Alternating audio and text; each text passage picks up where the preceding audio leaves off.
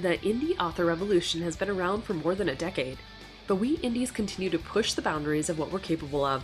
From getting over initial prejudices to staring down perfectionism and author imposter syndrome, we've become a force to reckon with. Now, after years of hustle and grind, we indies are rebelling again. Gone are the days of publishing a book a month until we drop, and in its place we're sowing the seeds of a better way. A way with more ease, abundance, and flow. Get ready to learn about indie authorship from a whole new perspective. We're about to cover everything from releasing your poverty mentality to manifesting your millionaire author destiny. I'm Carissa Andrews, and this is the Author Revolution Podcast.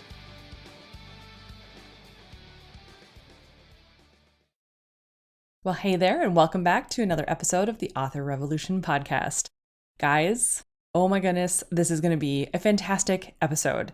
This is going to be another long one because I've brought in the amazing Becca Syme to talk all things about author success archetypes, the CliftonStrengths, and how we as authors need to individualize our process and our author careers so that we don't get into burnout and we can do things better and faster, right? So if you haven't yet met Becca, first of all, where have you been? She's an amazing woman and someone with so much knowledge that I seriously could sit and pick her brain all day long. She has so many insights that are just absolutely incredible. And for someone like me who loves to kind of dig into how the brain works, how people are the same yet different, it's super fascinating stuff. So without further ado, I'm going to get just straight into this interview because you're going to love everything that Becca has to say and what she's talking about. And I don't want you to miss a thing. So let's get to it. Well, hi, Becca. I'm so excited to have you on the Author Revolution podcast. It's you've been on my to-do list of bringing you here for I don't even know how long. And I did talk a little bit in the intro about how you finally did come into my sphere. But for my audience who might not know about you quite yet, do you want to tell them a little bit more about who you are and what you do? I know it's a long list of incredible things. So, yeah, I'm a success coach for writers specifically. I mean, we do other stuff like we coach in corporate and do stuff like that. But generally speaking, I work with writers because I'm also a novelist. And that was how I got into doing it, is I was noticing that my friends were struggling with certain things that I knew could be explained through either like systems thinking or through personality, like behavioral science, right? Because that's kind of where my background is. And so I was like, okay, I can help you figure out why this is not working for you. And then we would, help them. And this was really early, back in the early days of indie. And so I would start individually coaching people. And then I kind of just kept coaching more and more and more people. And what I do now is partly, I still coach, I still do individual success coaching, but I'm also trying to kind of translate some of that data into here are the general patterns that I see among writers and how writers are successful in different ways and how it's possible for you to be wired extremely differently from the people that are successful that you're looking at, and for you to still have success in just a different way than they might have it, because the way that people are successful is so nuanced and different. And it's just likely that you don't know anyone who's successful in your particular way yet. But there are people out there who follow the same success patterns that you do. They're just not, for whatever reason, in your purview yet. And so I kind of try to translate that by saying, here are the general patterns that I see from having coached 6,000 plus individual people. And that's not 6,000 people took my class or, 6,000 people heard me speak at a conference. This is I sit down one-on-one for at least 45 minutes with more than 6,000 individual people. That's because amazing. My goal is to try and see how are people the same and how are they different? How does that success difference matter? How does your personality matter? And then just kind of give big picture, this is how we're different and this is why. And yeah, that's kind of me in a nutshell, I guess. That is so cool. I love that. That's all the things that you're so interested and passionate about. And it comes through with everything that I've seen you talk about. You've got a YouTube channel that's amazing. I've seen you speak at 20 Books. I've seen you speak at Idaho. Other places as well, but obviously those are most recently. I can't remember how you came into my sphere. I want to say it was my friend Liza Street. I'm almost positive it was her. I recognize that name. Yeah, and she's amazing. I love her so much. I think she got me turned on to your Dear Writer books, and I started reading those a while back. Yeah. I mean, it's been a while when you first started. I think the very first one, but when we were at 20 books to 50K, your talk just blew me away because you were talking about author success archetypes, and it was the first time I'd heard you speak about that particular aspect of it. So I wanted to start there because I know it's kind of the next phase of what you're doing, and we'll get to kind of what you do with strengths, but could you explain a little bit about this concept? Because I know people are going to be like, oh my gosh. And for me, it really triggered in my brain some aha moments.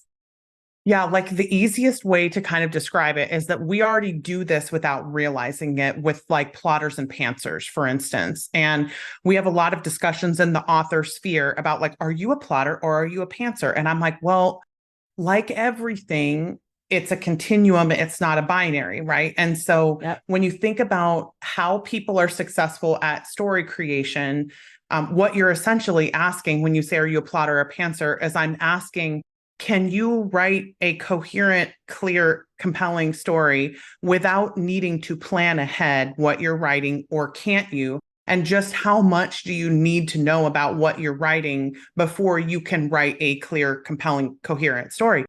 And there's a continuum with that this is why whenever we say, are you a plotter or a pantser, almost everyone is like, well, a little of both, because that is the reality, is the majority of us are in between and not on the extremes. And so we already kind of know a little bit about success archetypes just by having that discussion. But in addition to plotting and pantsing, there are so many different continuums that exist out there. And what my job has been in doing this high volume of coaching of individual people is, so like people will come to me and they'll say, this is what I do in this particular arena. And because we talked about trailblazing a little bit, I'll say, let's talk about writing to market. That's like one of the continuums. How do you create a book that is sold in the market for a particular market? And how do you relate to that market? There's a continuum that exists. And on one side is the trailblazer, which is like, I want to write something the market has never seen before, and I want to be totally different and blaze a trail that people will follow me onto, right?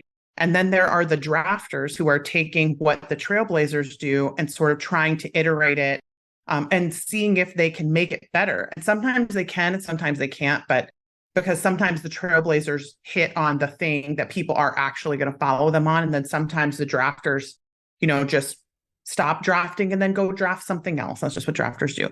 And then we have this segment of evergreens, which is they don't really need to look at the market intentionally in order to be able to create good books, because so much of the story is innate to them. Like there's some level of capacity in either liking the genre that they write, or having an id list of some kind, or being a discovery writer, whatever it is about them, that they don't need to be looking at the market.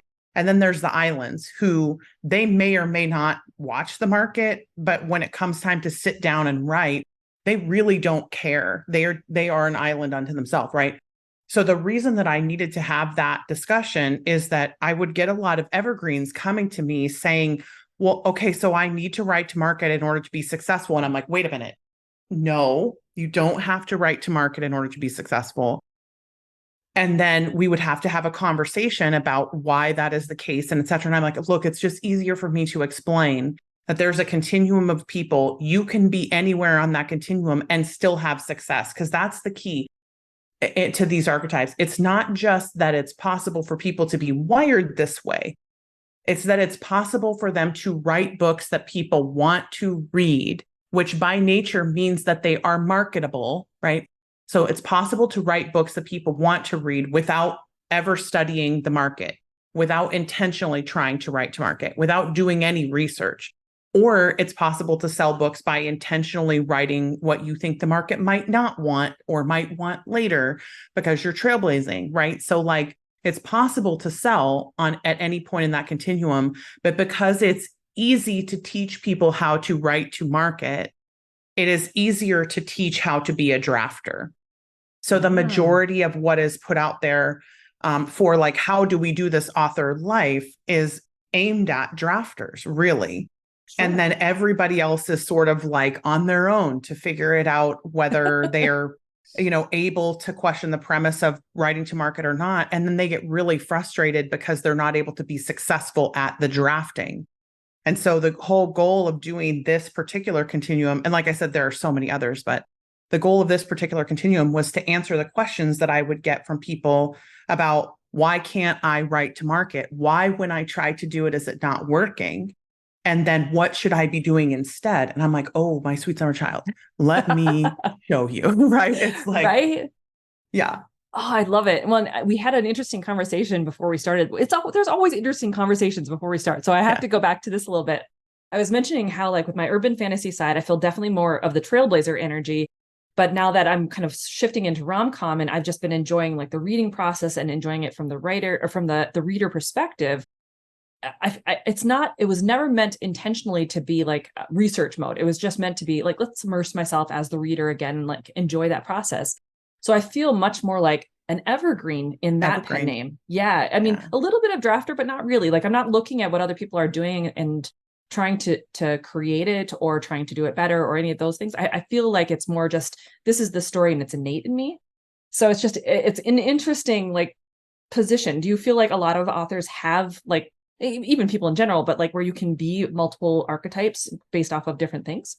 Yeah, it really depends on what actually happens when you're writing, right? And whether or not it's successful. Because I think that's always the question for me about is an author success archetype different for different people? So this is the best way to describe it. If you're a trailblazer and you really are only a trailblazer, when you start trying to evergreen, you'll eventually start trailblazing without realizing it. And it might happen by accident. It might happen without you intending it to happen. But just after talking to you about it, I don't anticipate that it's predictable that it's going to happen, because it really does feel like there's a different energy. Like, you do feel more like you have evergreen energy about that platform. Because I do also think we kind of were talking about it in terms of like this pen name and then this pen name. And I feel very trailblazery in this pen name. And I had said like, oh, that makes total sense. Because we have a lot of like nonfiction people, for instance, who kind of say like, I'm definitely not a drafter in my fiction. Like, I'm an evergreen in my fiction, but then they are very much drafters in their nonfiction. And then the way that they act over time will show like, yes, you're definitely a drafter. So I have seen people be different things in different platforms, but usually what'll happen is you'll have like a type where you have wild success at something, and then that'll be where you're the most aligned. And if you have a secondary type, it'll be like, well, let's see, is it possible that I was actually an evergreen the whole time and I didn't know it? Or is it possible that I am going to be a trailblazer in my evergreen? But it's also possible that you could legitimately be both. Because, and this was the hard thing, I mentioned this at 20 books, the hard part about having this discussion predictively in the future is that the market is capricious, right? Like, the market is unpredictable. And it's very, very difficult to know for sure, just because it fits all of the things that it should fit, that it's actually going to sell. So it's so hard to say. This is part of why when I have the discussion, we're almost always look at what has happened rather than like what's coming in the future. Because it's so hard to say like, I'm going to do this in an evergreen way, and then it's 100% going to be successful. Because evergreens can write series that don't sell, and so can trailblazers, and whatever. Right. But yeah, it's definitely possible to have, it's not like an Enneagram number, right? Where you pretty much are just one core motivation all the time. This is more about all systems alignment. So like, if my entire system of being a urban fantasy writer aligns with me trailblazing, because there's all these parts of myself that aren't getting exercised in other areas. And then this part of rom-com sort of fits in with my evergreen nature and the time in life that I'm at, right? Where if I've had a wild amount of success in one genre, I don't necessarily need to have a wild amount of success in a second genre if I am okay with where I'm at. So then that might make you more likely to be evergreen in that experiment. But yeah, Interesting. it's definitely possible. Yeah. When I first started writing, I would say I wonder, like the way that you're describing it, if I was more evergreen in the beginning, because like I didn't really care about trailblazing. I didn't care about what the readership was. There was just a story I knew I had to get out, and I had a lot of fun with it, you know? And Yeah, so it that sounds wasn't very necessarily evergreen. about that. Yeah, right. Yeah. But the Yeah. more I worked on it and the more I kind of played around with the ideas of it, there were definitely times where ideas stood out, and I'm like, I don't want to do that because everybody else is doing it. Everybody does it. Yeah. Yeah. Yeah. And Yeah. so then I'm like, no, I'm not going to do that. Like my PA, I've said this on the podcast before. My PA kept pushing me to write werewolf stuff. And I'm like, I don't want to do werewolves. No. And so when KF Breen and Shannon Mayer started doing all of the like the midlife stuff, I'm like, I haven't seen any midlife wolf things or female alphas. Oh, now I can do it. And so that's how Oh, it all yeah. kind of came Yeah. to be. Do you have ideation or strategic in your strengths? I Like in think your so. strengths, Yes, I Clifton believe strengths? I do. Let me look. Let me Yeah. see what my top were. I'm a relator first, then Yes. I remember that. strategic, activator, maximizer, and then ideation. So yeah, Yeah. those I are was mine. going to say, so the strengths, Clifton strengths, success metrics are more broad in terms of they're not specific to authors. They're more broad for the whole population. And the strength means that these are the things that are the best about me, right? Like this is the thing that I have the most instinctive, easy time doing.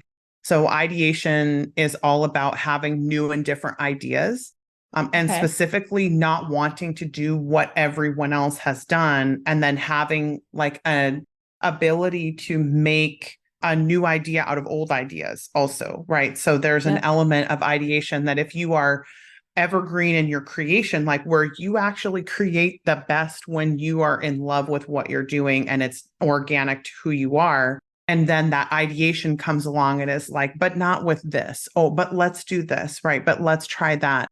Like both of those can still be can still be possible. It's just what you see is I am at my best in story creation when I sort of have a full heart about what I'm writing, like that I am interested in what I'm doing and that I'm invested, and that I kind of can't make myself write something just because other people think that I should do it. Then that ends up with me just writing what I want anyway, which is why I'm sort of joking about like, hey, it's possible that you may trailblaze as an evergreen if you are a trailblazer, because Sure. when you get into writing, you'll get so frustrated with like what has been done that you'll just, That is trailblaze and true. then watch for everyone to follow you. So that'll be a big question mark, I think. Yeah. That will be because I could definitely see myself, trying to write force proximity, for instance, and being like, I can't do it. I have to make fun of it or something. Like, you know. Yeah. Yeah. That's so Oh, fascinating. That does right. sound, well, it's, yeah. Yeah. Yeah. Yeah. Okay, so we'll obviously get into Clifton strengths in a second, but I want to dig just a little bit deeper with these author archetypes or the success archetypes, because you've mentioned, I can't remember if it was your YouTube channel or somewhere, but how we don't obviously have enough exploration or talk about, whether it be in conferences or other places, about how there are different success metrics and how oftentimes when people are up on stage, they're talking about it from a very specific success archetype and not talking about it from the others. Do you think that there's a reason why there hasn't been a whole lot of debate? Like, is there a specific archetype that likes to talk about what's winning, what's working? Or is it just like literally we had no idea that other people could succeed other ways? So some of it is, so like, let's talk about the Clifton strengths for just a second, because they're very like, when you think about the most instinctive thing about you at all, right? Like that's your number one strength. And to a point where it will not make sense to you that other people are not like this, right? Like I have a number one input, which means that I'm like a compulsive Googler. I am obsessed with Googling everything. And Love it. anytime anyone brings something up, I'm like, oh, let me go look that up. I wonder, because I'm very curious, right, by nature. Right. Um, and so when I meet people who don't automatically Google things when someone brings it up, or they don't like kind of have their phone with them at all times to be able to like, compulsively Google things, it never makes sense to me. I'm like, how can you hear someone talk about something interesting and not immediately need to go look it up like a compulsion? And it's because I have this trait that is extremely high, that is so instinctive for me that I can't see it. It's like a blind spot, right? And we call this our a 3,000 words a minute level, right? Because that's the top 1% of speed reading. And that was kind of the introduction into strengths theory in the first place, was trying to see, hey, if we took a whole bunch of average readers, could we bring them all up to the same level if we just gave them a really good teacher? And then they tested these two groups where they started off with like the average speed at 90 words a minute and the above average people were at 350, and they put them in groups together, put them through the same class. And then at the end, the average group had gone from 90 to 150 and the above average group had gone from 350 to 3,000. So like the ability to get better faster at this thing that you have such a high natural capacity in, it's almost like, of course, you're not going to recognize that you have that blind spot because it feels so easy. It's like, well, if I can do it, anyone can do it, because it's something that just comes so naturally to me. And we don't recognize that, like, for every number one input, there's a 34 input. And I have dated him and he is not like me at all. Like, it was painful. It was very painful. But my first instinct is knowing everything. His last instinct is knowing everything.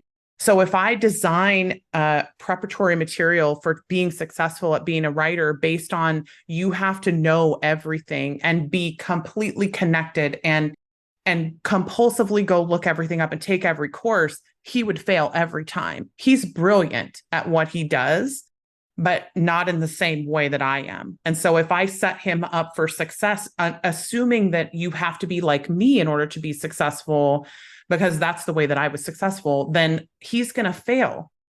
But there's a way for him to be successful. It's just, we have to figure out how to set up his success plan in a way that takes advantage of his 3,000 words a minute level stuff instead of mine. But to your question, yeah, absolutely. There are certain strengths that find hard work to just be easier than other strengths. There are some strengths that find making strategic decisions to be the easiest and most important thing that they do. There are strengths that find communication and talking about what you do and selling themselves to be the easiest thing for them to do. And for every person in this industry that is good at that, there are thousands of people who are 34 at that, right? So it's like, yeah, we need to understand that there is no such thing as an expectation that will work for everyone. It's always, always individualized. I love that. And I think it makes so much sense in my brain too, because so speaking of Enneagrams, I'm an Enneagram 9. And so it's like, I love seeing like all of the different perspectives and how they all can work together. And like, it's totally okay that you think this thing and I think this thing. And we can find that balance of how it's working for all of us. It's like, the concept just absolutely, I love it. And I think more people need to understand that it's okay to have a different strength. It's okay to be good at something that is completely different from what other people are telling you how to handle it, how to do it, whatever. So cool. I love it. I think it's one of the most fascinating things that like I've uncovered too. Yeah. Meaning uncovered you, because it was just like, oh, this is so cool. It is such a neat way. Fun. For sure. Do you have, okay. So obviously this is a big topic and I want to get into the Gallup Strengths Finder and CliftonStrengths. And so do you have any resources for authors who are wanting to dig deeper into this idea of success, author success archetypes? So I have some videos on my TikTok channel that are about that. Right now, we're still figuring out how we're going to release this stuff, because I'm not a fan of releasing things before they're ready to be predictively helpful for people. And right now, what we're finding is there still is some refining to do in how we figure out who is what, right? Like how to decide who is what thing. So currently we're primarily using it on the YouTube channel. Like when I discuss things, we often will say like, well, trailblazers will be likely to do this. So you'll see it peppered in the videos. But I did a 4-part series on my YouTube channel on my TikTok channel. They will be coming at some point. We are going to do more kind of explainer videos. But actually the 20 books talk is probably the easiest place to watch. Because I talked about, well, I didn't talk about 2 continuums, but I at least talked about the Trailblazer one in that video. Sure. I think you talked about the Pantsers and Plotter, and you definitely went over all 4 of the the archetypes and how they worked. And so that was, to me, just so fascinating how the whole thing kind of made sense, and all the knobs and the sliders the dials and stuff. I love that. sliders. That was great. Yeah. That was great. Yeah. As a visual person, I'm like, that is so cool. I love that. It was so much easier. Yeah. Right. So obviously I had the privilege of speaking to you again in Idaho when we were there. And you spoke, I believe it's more about productivity and the whole, like, we were trying to be productive and every like technology thing kept going up and down, but it's just funny. You also, in that process though, like reminded me of CliftonStrengths in that talk, because you talk about this pretty frequently. And I've also followed obviously Claire Taylor and her stuff on Enneagrams. So I was curious if you could describe for my audience, like, what is the difference between these two types of personality resources? Like, are they the same? Do they jive together, or are they like completely different animals? Yeah, they really do jive together well. They're interestingly, they're not predictive at all. So like, you're not going to find that like all 9 Enneagrams have these strengths, because they're really testing totally different. They're both behavioral science, but they're testing different types of behaviors. And so Enneagram is more about your core motivation, right? Like, what is it what will make you take action every single time you need to take action, either in a generative way or a non-generative way, is that core fear and the core desire, right? So that's kind of the whole of Enneagram is about that.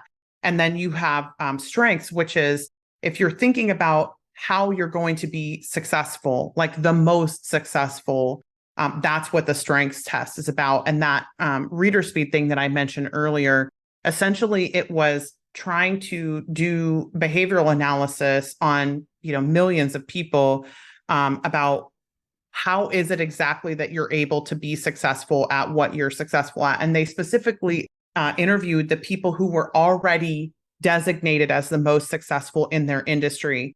And we're going after them and asking like, well, how are you successful? And they would do these long batteries, right? And code everything, just like research. And so the strengths are really trying to explain, how are you going to be successful at something? Whereas Enneagram is more about that core motivation. And where I found Enneagram to be the most helpful for me, especially the way that Claire talks about it, is the things that I'm afraid of are often the things that are holding me back or that are making me take actions that I don't want to take.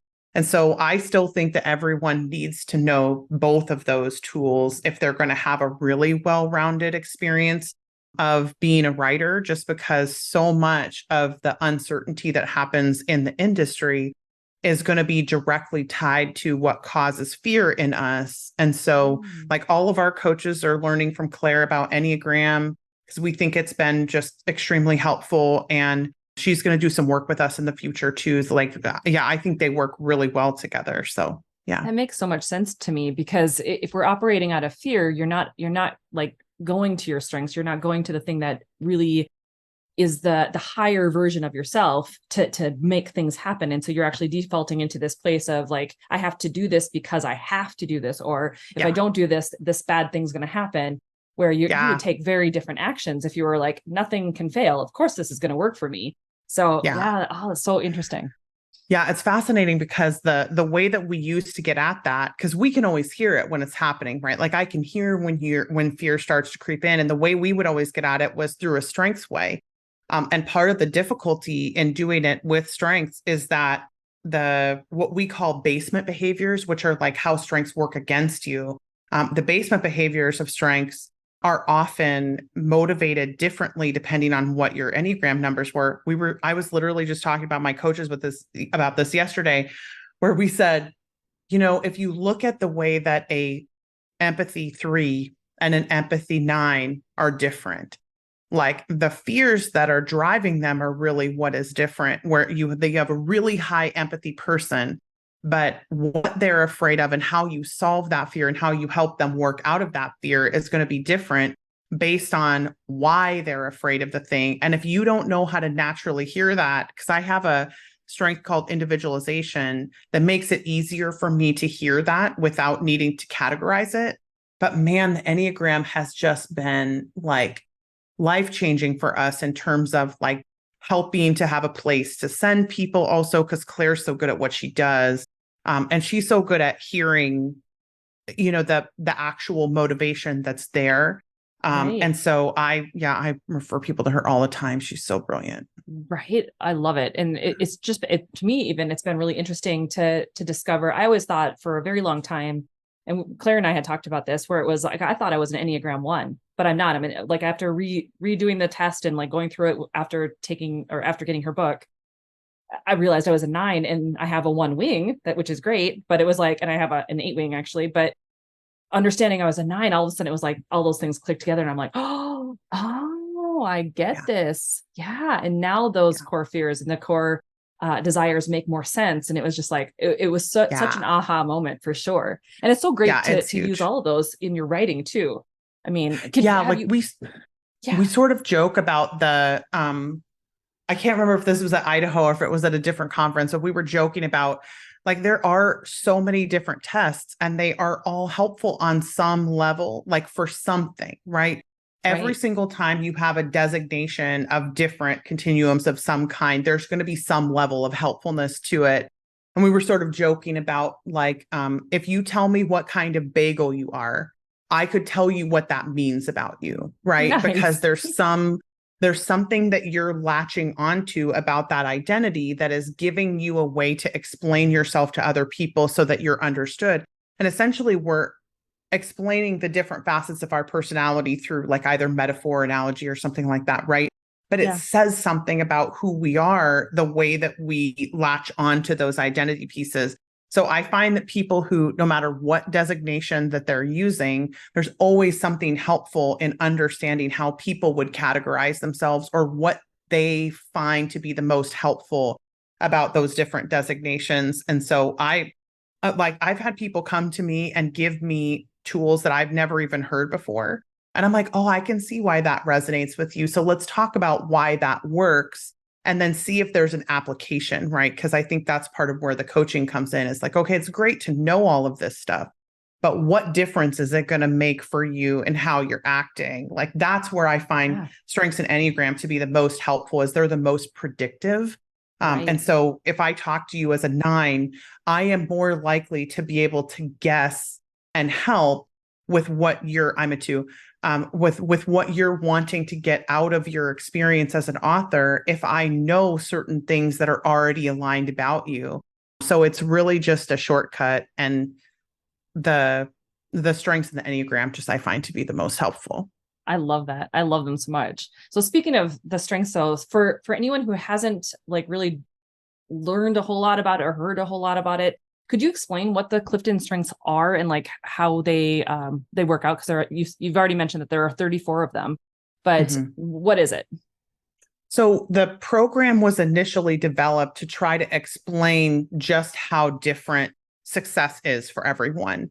And I don't know if any of you remember this, but because I wasn't alive when this was written. It was written in like 1925 or something. But there was this really famous book about why people are successful, and what success psychology was in its origins was basically studying individual people and then applying that one example to like everyone.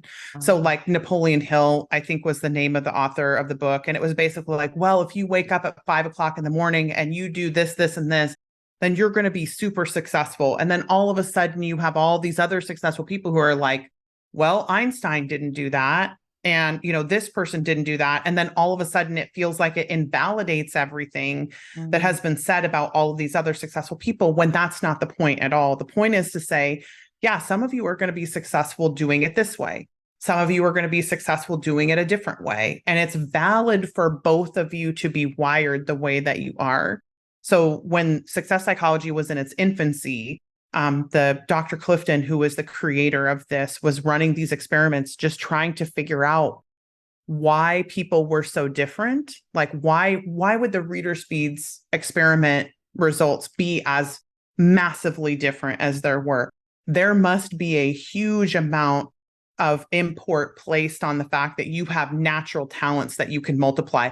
Every time I do that, by the way, that story about the 3,000 words a minute reader speeds, and I asked I'm almost 100% sure this happened when we were doing it in Idaho, where I would ask the room, like, where do you think the 350 group ended up? And everybody was like, 350.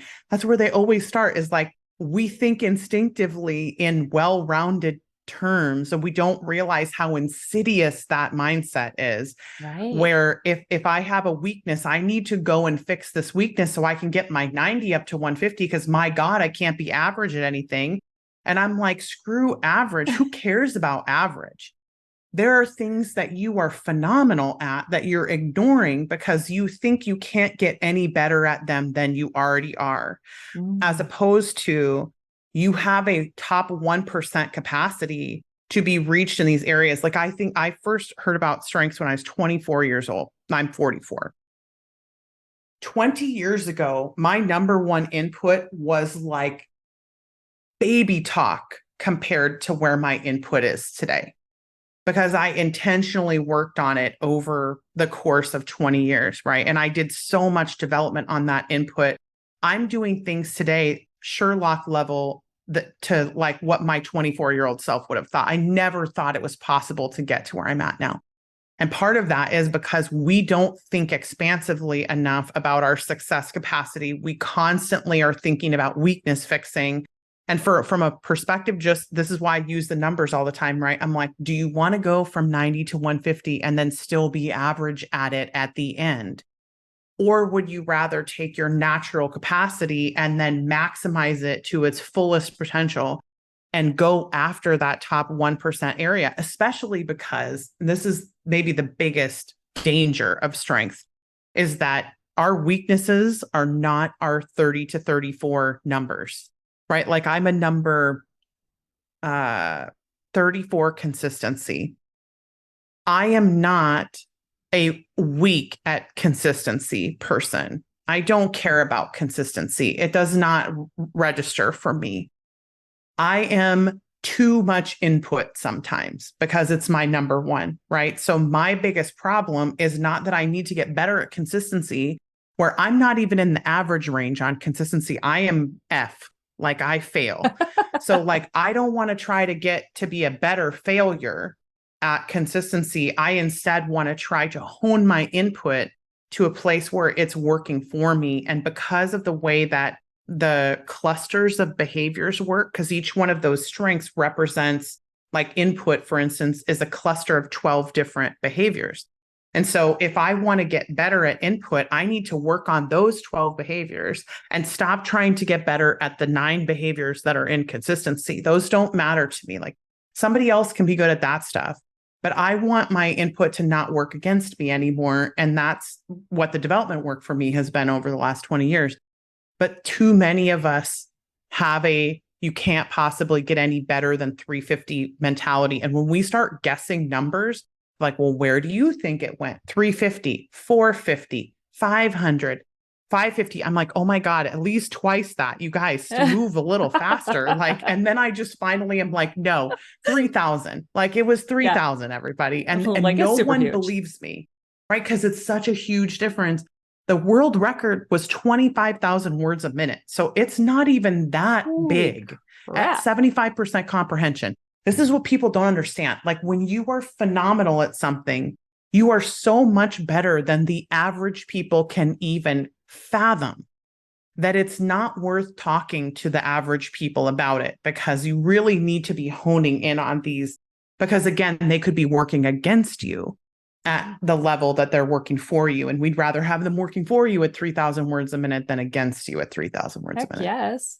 Now, do you find that the most important are the first 5 or the top 5 or the top 10? Because I know, like, when you get your reports, that it gives you both. Like, you know for sure these are your top 5s, but here's your top 10. Like, does it matter? Yeah, it totally depends on the person. So there are some people who are so instinctive at their top 2, 3, 4 that it really is a very marked difference between, like, their top 3, let's say, and you're not going to be anywhere near that level of good at your number 10 strength.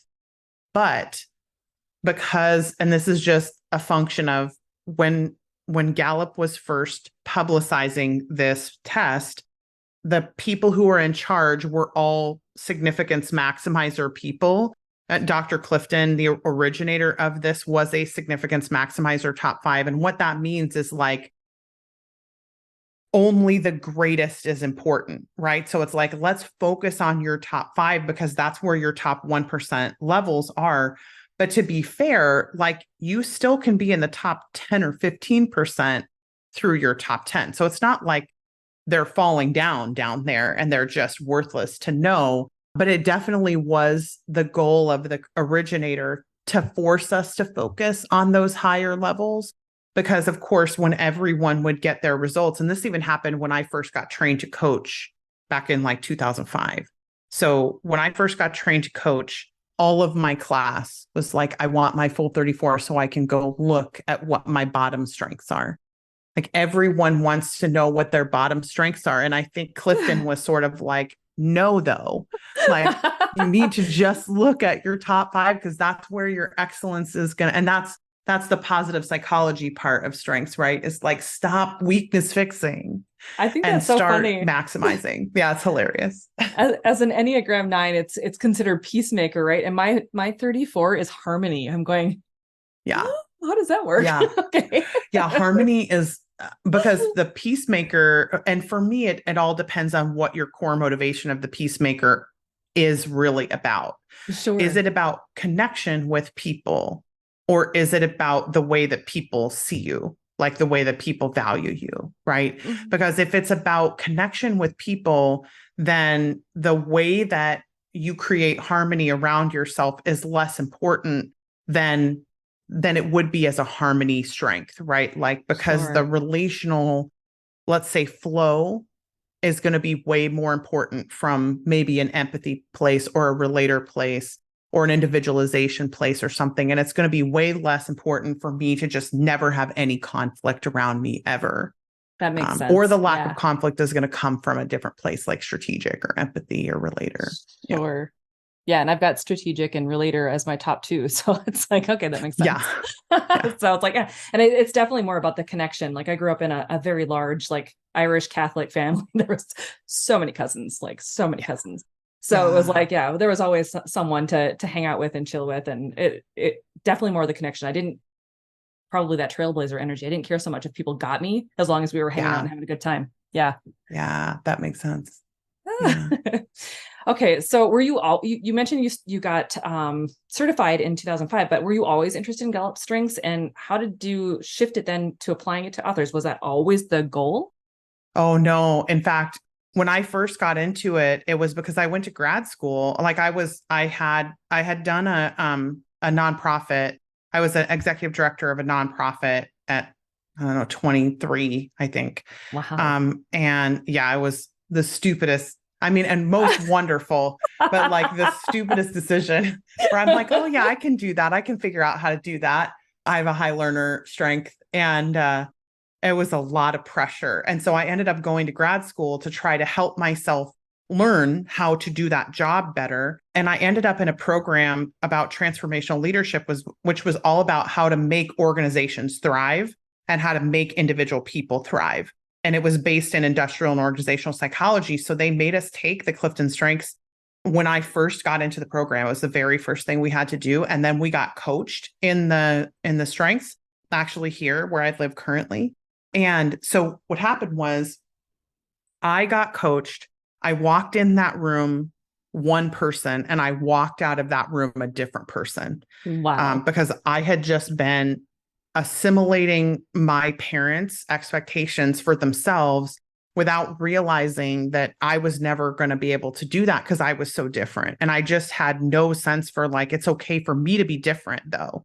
And so when I found that out, that it was possible to be successful in like thousands of ways that I had never thought I could be successful in, it just changed my whole life. And I got really obsessed with it. Like I read and talked to everyone. I went to Gallup immediately. Like I was so obsessed with, like, I just wanted to get certified. I wanted to be able to learn more about it really. And the coaching was somewhat secondary, I would say at that point. It was more that I wanted to know more. And that was where you had to go to know more. And then when I took the coaching certification, my mentor, who is now has passed away, but his name was Kurt and he was phenomenal, just the best. He was like, well, the way that you learn about strengths is you coach people. Like you need to see it in action, how people are different.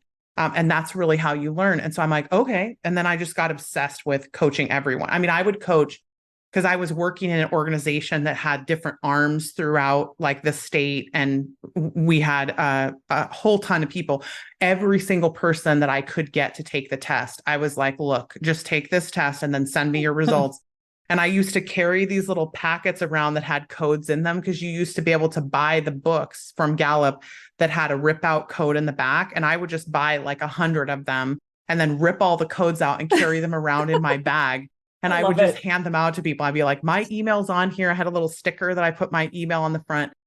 After you take the test, send me your results and I want to talk to you about them. And I just got obsessed. And I would coach literally everyone who would even talk to me. I mean, in line at the grocery store, on the plane, like anywhere people would talk to me about it. It's all that input coming in. It right? was, oh it's my God, it was input. Yeah. Yep. And when Kurt told me that, he basically told me, like, you just need to input as many people as possible. Right. And so I'm like, okay, 10,000 people later, I'm finally at a point where I'm like, I feel like I kind of understand this now. Like, I feel like I get this.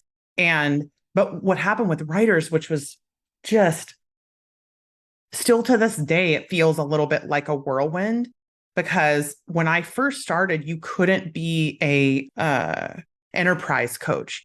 Like, they wouldn't allow you to go coach outside of your organization. So the only place I was able to coach and get paid for it were when I was inside of an organization that was using strengths. Everything else I had to do for free, just as like, hey, if you want to talk to me about it, I'll talk to you about it, basically. Right.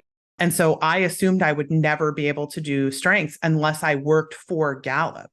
And so when I was coaching writers, I actually started teaching productivity because I was teaching a system about like sort of holistic productivity. Like, you need to understand all these resources that you have and understand yourself in these 6 different areas and blah, blah, blah. And I had this holistic productivity class, but every single time I would get someone in there, I was like, I want to talk to you individually. And every time I would start coaching someone, it's like, well, I can't really coach you unless I know your strengths, because I can coach you on such a deeper level if I know your strengths. And so Gallup by that time had enterprise coaching where you could go get certified officially as like a public coach, where they would certify you to be able to make money as a Gallup certified coach. And so I was like, well, I'm going to do that.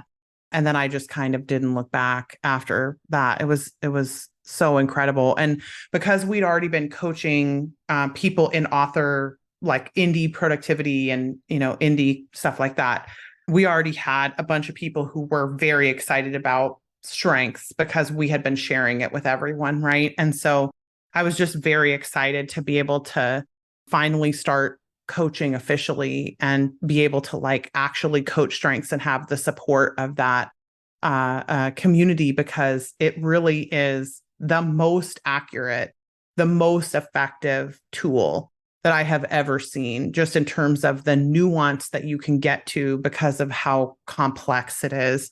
But then that also means that you have to really understand it. So I think it's a little daunting to some people, because when you get the 34, it's like, there's 34 words and I don't know what these words mean. And I have to learn what all the words mean. And then somebody has to sit down with me and help me understand how to apply this. And so it definitely is sort of a commitment of time that people have to go through. But again, for me, like that one coaching appointment, and we see this happen constantly with people, where you sit down to coach with us one time, and because we know so much about the strengths and they're so predictive, it's like there are so many questions that I could jump ahead in asking you, because I don't have to ask you all of the basic questions that you've already answered for the test, right? It's like, well, we already know that these are the things that you want. So let's focus on these areas where you're really strong. And it's just such a shortcut in helping us be able to help align people's behavior. And so it's just, it's been a metamorphosis for sure. It was not anything I ever thought I would be doing. In fact, if you had told me 10 years ago that I was going to be a professional coach of strengths, I would have assumed I would have to be working for Gallup at that time, because they didn't have certification for enterprise yet. And so I would have been like, oh, good, I'm going to be working at Gallup. But then I thought, but then I won't be writing. So now I get to do both of them, which is like the best of all worlds for me. Right. It's so amazing when you can marry those things up. It was kind of the same for me when I've always been very interested in manifestation and like new age experiences and things Yeah. like that. And then all of a sudden it was like one day I was like, I could marry these two things up.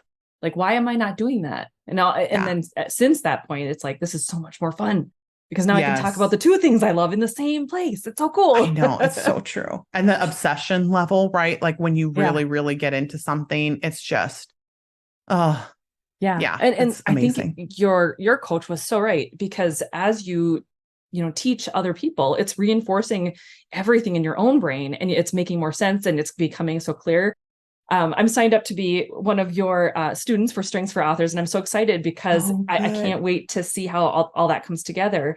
Because I find your approach to coaching so interesting. It's like you described it as being Sherlock Holmes and being able to like slow down time and see all those things. And to me, it's like you're a composer of music and you're able to hear all the different instruments before it's even on paper. It's like you can hear people talking and hear people, when they're speaking with you and already know, the probabilities of what their strengths are. It's like a superpower. I swear to God. What's It that been is. like? Like, has that Yeah, been like weird?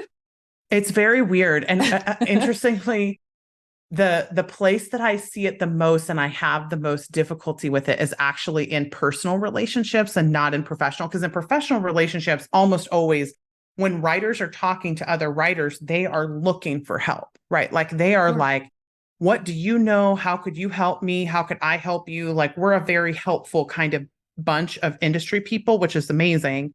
And so I never find that people are weirded out when I know things about them in like author conversations. There's usually a relief, right? It's like, oh my Mhm. gosh, finally Someone somebody gets who me. understands. Yeah, like somebody Yes. gets me. What's been hard is like I've been dating recently after moving.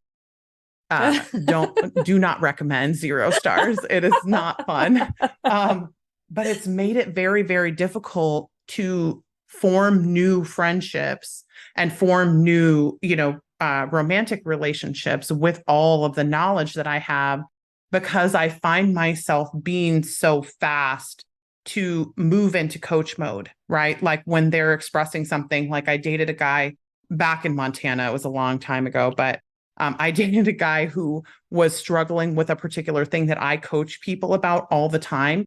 And I found myself just on a date. We're literally at a steakhouse and I'm just on the date, like shifting into coach mode. And I can't even help that I'm doing it because he needs help so much. He's so desperate to get help for this thing. And I'm like, well, have you thought about blah?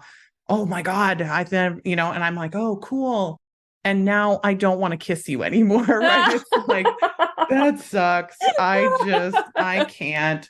But that has been not as fun. And people who don't know me in the author sphere tend to get very weirded out when I know things about them that I shouldn't know, right? And Sure. so that has been a challenge. And I think I am happy being single for a while because it's just been too much of a challenge for me. But generally in the author community, people are very receptive and they're interested in the help. So I find that it's just a lot easier to kind of be a little bit, you know, You can just be like, like it's I know fine. I'm things about psychic. That's how people. this works. Yeah. That's all it is. It's just psychic. It's And so totally I'm cool. just a psychic.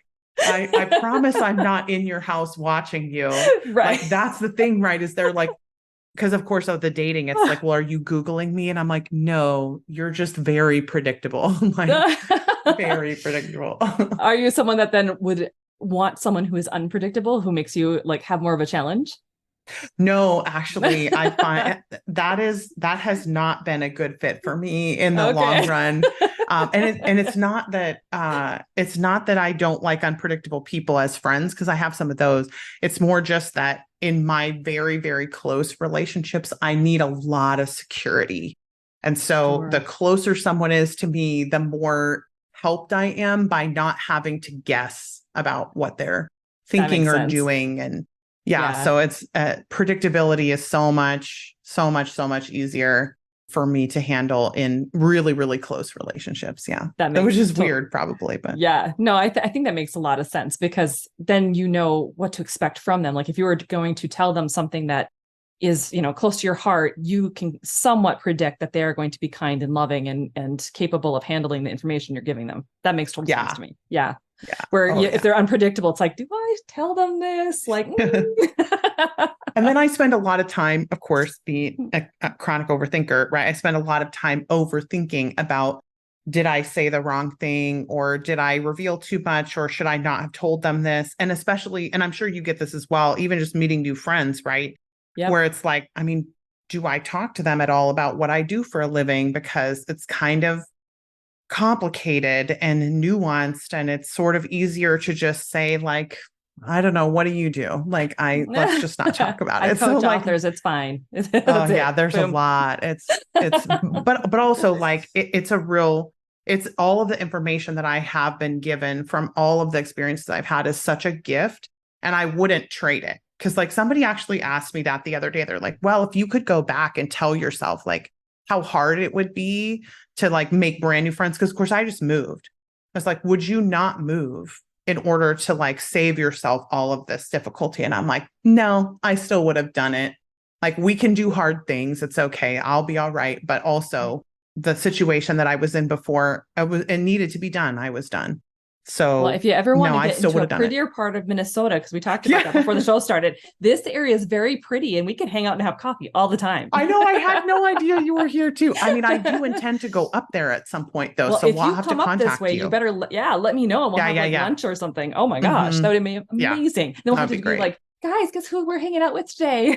I know, that would be fun. You'll just put it on social media. Everybody will be jealous. Right. And then you will not be allowed to join us. No, I'm just kidding. And that's mostly because like I do so much better with very, very small groups of people, like one-on-one when I'm hanging out. Yeah. Same. Relator, number one relator over here. Yeah. Individualization for me, but very similar. Yes. Oh, I love that. Now, one of the things I want people to understand about this, and I heard you talk about it on your YouTube channel. I can't remember which video it was. I've watched so many. But you're talking about with the success archetypes that, authors shouldn't obviously change everything all at once. And that when you understand your success archetypes and when you understand your strengths, it's not about then chasing trends, but it's actually helping you get set up for the long game of indie authorship. Do you still find that to be the case? Mm-hmm. Yeah. In fact, the majority of what we find when people come to do coaching with us, right, is that their instincts are already trying to align them in this direction. Mm-hmm. Like they're already, if they're dominant in like a major thinking strength, they're already trying to find time to think, and they feel guilty about doing it because they're like, oh, but it's not productive. And I'm like, nope, if you have these strengths, thinking is working, you need to walk away from the computer and go do these other things so that it will help you, have a better experience writing the book. And so many of them are caught up trying to be productive, like and I put air quotes around that intentionally, because the productivity industrial complex doesn't like people who don't produce something with every single minute of their day. Right. So if you are a person who sits around thinking, or like if you're a creative artist and you need to like have some space to kind of get your head around a project, they're like, well, you're not being productive though. Like, where's the evidence that you actually worked these minutes? And I'm like, the evidence is it takes me 3 hours of thinking for every hour of writing. So if I want to go write for an hour, I need to have 3 hours or 2 hours or whatever it is for each individual person of creative brain space that will allow me to be able to do that writing. That's what the product is. But we don't like that because it's not easy to monetize. And so anything that's hard to monetize in this world that we live in right now is very hard to convince ourselves that we should be doing. So I think a whole portion of what I'm trying to get across to authors is to sort of question the premise of the productivity industrial complex, period, and to make sure that you're aligning with your instincts about what you actually need to produce the books that you're going to be happy with, that are going to give you a long-term career, because we don't want you to be doing this flash in the pan like so many people have to do because they just wear themselves out doing it 3 years and done, right? Like we want you to be doing this for your whole lifetime. And that means we have to be more intentional about sustainability, which always means being aligned to your personality. I love that so much because like when I first started teaching, I was creating a course called Rapid Release Roadmap because I kept getting questions like, how do you produce quicker, faster? And I wanted to give them information on like how to structure it because what is my strategic is number 2 for me. And so I can look at it and I can go, okay, these are the ways that you can get everything put together and you can build your speed up and be able to do things. But the more I was looking at the various ways of rapid releasing, the more I'm like, these are not sustainable. Like people are going to burn out and like kill themselves with these. Let's focus on the one that's going to make them the most sustainable in doing it. And so that's how rapid release roadmap became like teaching them how to do 4 a year or less sometimes because it's like whatever, but giving them that permission that it doesn't have to be a book a month. You know, it doesn't have to be like super crazy because it just felt to me like we're putting people on this, you know, super path towards burnout, you know? And we've seen it happen, right? Like we've actually seen after the gold rush, we saw people just burning out en masse from 2019 through 2023. And we're really still not through the tail end of like the burnout generation in this industry. And the downside is because there's always new people cycling in. And those of us who, when we burn out, we watch other people who have a higher capacity for not burning out than we do, then it makes us want to get back into that race again instead of trying intentionally to do the sustainable choice. And just from statistics, 57% of authors have at least a dominant intellection trait, which means that they're going to need more thinking than the average person. And they're probably not going to write more than 3 or 4 books a year at their absolute best, assuming all things go perfectly and no crises happen and nothing upends anything. And that is maybe slightly more sustainable. But even then, the majority of intellections would actually benefit from allowing their intellection to be the driver of when they release. And so just the fact that we're questioning the premise of the 12 books a year, 24 books a year, 48 books a year style, right, is like just the fact that we can QTP that. But also, there are people out there who can write 12 books a year sustainably. There are people who've been doing it for 10 years sustainably, but it's a small percentage of the population. And it always aligns with particular personality traits that allow them to be on that kind of treadmill and never run out. And it isn't just practice, right? I think that's the thing is like a lot of people who are able to do that don't see their 3,000 words a minute level capacity to do that thing, or they do and they don't realize how hard it will be for other people to get to that place. But it is so different for each and every person what sustainability looks like. That's part of why I do a lot of like caveating, right? Because it's like, well, yeah, some of us will only write 1 to 3 books a year, and some of us are going to sustainably write 48 and be fine. But again, what works for one person has no relevance to other people. It's not a promise that I can do that. It's just, it is possible. Absolutely. But not for everyone. Yep. Yeah, for sure. And it just makes sense to me that each person, especially with when you described it as the intellectual, like if there's an intellectual strength in your chart or in your results, it makes sense that like as authors, we would have that and that we would need the space to cultivate it in a way that the creativity can come in and then expand. Because otherwise, if you're going, it kind of feels like you're on that treadmill of just like spewing it out as quickly as possible. And you're not really, I don't know if honing it is the right word, but like you're not really bringing it into its fullest embodiment, you know? Yeah, that's true. Creatives definitely need that space to be creative, like to hear the wisdom of it all, I think. Yeah. So do you have any resources then for authors who are really interested in diving into their strengths? Do you have some resources that they can start digging into, whether it be, you know, through your YouTube or like obviously your coaching? What kind of things can they get involved with you and your team to be able to figure out their own personal strengths?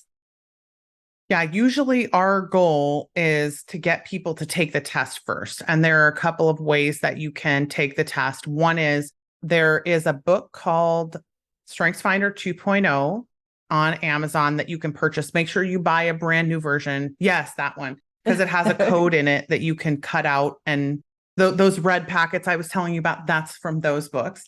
Got it. So take the test first, and you're going to get a report from the test that'll kind of tell you like, here's your top 5. And then from there are individual definitions inside of Gallup's book about what all of the strengths are. And then once you start watching our YouTube channel, and you can pick out I would pick out topics that are the most relevant for you. Like I would kind of go, here are my strengths. Then I'm going to go look at our topical videos and say, like, I really struggle with productivity. So I'm going to go watch the productivity. I'm in burnout. So I'm going to go watch the burnout. And that's kind of how we encourage people to start off, because the book is sort of the scientific, like, this is what the core definition is about. And then sort of similar to how Kurt described it to me, right? How you live into those strengths is either through coaching, being coached yourself, or through listening to other people talk and sort of attributing different things to strengths, and then just taking in the information with the lens of, I'm listening for those traits now. I'm listening for someone who, if I have a number 1 input, I'm listening for those people who are also curious, who also like to collect resources, who also are very, helpful. And then if I'm a number 1 strategic, I'm listening for those people, which, by the way, a huge portion of the nonfiction industry in the writer sphere is either a number 1 or number 2 strategic. Like then I don't know every single person's strengths, but the ones that I do know, it has been almost predictable that they're either a number 1 or a number 2 strategic, which is not surprising, just because strategics are usually ahead, they're usually ahead of the curve. But I want to listen for that language in other people, and then also kind of let the strength sink in and what the meaning is. So if I have a high empathy strength, which means that I'm very receptive to other people's emotions, then I want to think not just about the fact that I have that, but that not everyone else does, right? So I may be having expectations of other people and how they respond to my emotions that are unrealistic, because I don't have super high empathy and I'm married to an empathy person, for instance, like that, or, similarly to basically every other strength. But yeah, I would say I would start first with the test, and then I would go and watch our topical videos. And then from there, if you want to go deeper, there's always deeper stuff to go in, but not everybody does. Some people will go watch a video like this, go take the test, read the report, feel really good about it, and then never darken our doorway again. And I'm totally fine with that. Right. If you want more coaching, we definitely offer it. I still think coaching is the best way. It's why we organize these cohorts. In the Strengths for Writers is really just a cohort of coaching where we say, okay, everybody's going to come in at one time, and you're all going to go through the process of scheduling your coaching and getting in with a coach. And then we do follow-up calls. But the Strengths for Writers is really just coaching calls, right? So it's not really a class, but we do it that way because the strengths are the best applied on an individual basis and not on a corporate learning sort of basis. I love that. And I love how it's structured too, just from my perspective of, I don't know if it's the strategic part of me or the strategic activator. Yeah. Wanting to be done quicker, right? Wanting to get in. I love that smaller aspect of it, being able to learn kind of what's to be expected through the course part of it. Cause there is a course part, it's written, but then going, oh my gosh, I get to actually give my information over the 34 results and find out how these are being best applied to my personal career and how I should by be sitting down it. with an expert. Yeah, by sitting down with an expert that actually knows what the heck they're doing, instead of me just going, okay, I think I'm reading this right. Yeah. If I understand this correctly. Yeah, it is very, very nuanced. Yeah, for sure. Well, yeah. Cool. And it's so cool.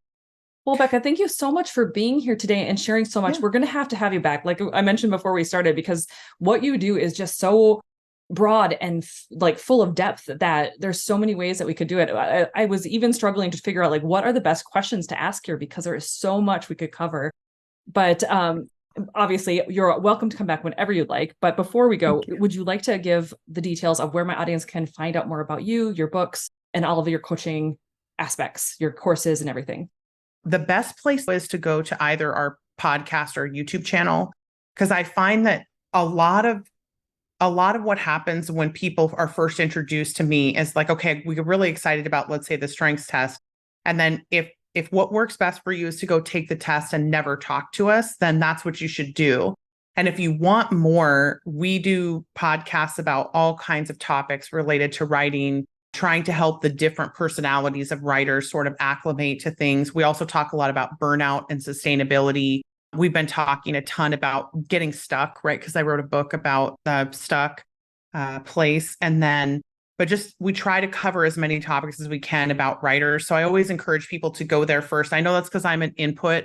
So I'm like, go sample the information, see what helps you, and then decide if you want more from there. Because for some of you, you'll just listen to a couple of videos and be fine. And for others of you, you're going to listen to every video and then still want to do Write Better Faster or Strengths for Writers. And that's also fine. But you can get plenty out of the resources just by like subscribing on iTunes, like Right. it's Well, I suppose there's a lot. If they input at least some of the information that's already freely available, now you're on the same like language. You guys can talk specifically and speak the language together instead of you having to like start from ground level going, okay, well, here's what this is. It's so much easier. Makes total sense. Yeah. Awesome. Okay. Cool. Well, Becca, thank you so much for being here. I'm so glad that you're here, and we are definitely going to have to do this again. Yeah, that'll be great. And thank you for having me. I had a great time. Isn't Becca amazing? Like seriously, I had so much trouble whittling down my list of questions for her because there were so many different things I would love to talk to her about. And I'm going to have to bring her back onto the podcast because she's just so cool. And since the time of having this conversation, I've even had a coaching call with her so that I could get more insights into myself and my author career and even how I handle author revolution, in fact. So it's just been so interesting to get more clear on the way my brain works. And I know that for you, if you're looking into understanding what's working, what's not working, how can you excel even further and utilize your strengths to really set yourself apart from others in your author field, you're going to want to talk with Becca. You're going to want to listen to what she has to say on her podcast or on her YouTube channel or TikTok channel. Check her out wherever you can. I will make sure that there are links to all the things that we discussed today in this podcast episode up on the show notes. So you can head over to authorrevolution.org/198 to be able to get all that information, get those links, be able to check all the things out. I'll also have the transcript ready and available for you to download as well. So in the meantime, I hope you just enjoyed the heck out of this conversation the way I did. I know Becca is someone who I admire greatly, and everything that she does or talks about is something that just always blows me away. It doesn't matter where she's at or what she's talking about, I'm always there for it. So make sure if you are going to any of the conferences coming up and her name is on the list, check her out because she is amazing to listen to. All right, guys, I am going to get moving on to all of the things I have yet to do today with my author career as well. And I hope you have a wonderful rest of your week. Go forth and start your author revolution.